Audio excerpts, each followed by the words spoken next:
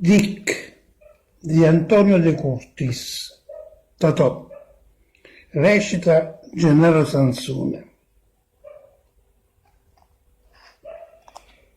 Tengo un cane che è fenomenale, si chiama Dick, lo voglio bene assai.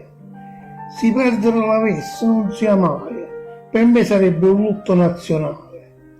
Mangia cresciuto con manovaglione, con zucchero, biscotti e papparella. L'ha tirato su con il mullochetto e l'ha girato buona educazione. Gnorsimo è grosso, è quasi giovinotto, capisce tutto, non manca la parola. È cane razzo, da una buona scuola, è lupo assaziano, è poliziotto.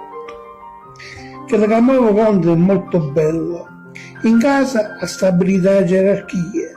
Va bene la mamma, che è la signora mia, e a figli mi sono tratte da fratello. E a me si pensa che lo sono colpato. Si guarda dentro all'occhio, mi capisce. A pizzellecchio, corre, mi obbedisce. E per fare presto torna senza ciata.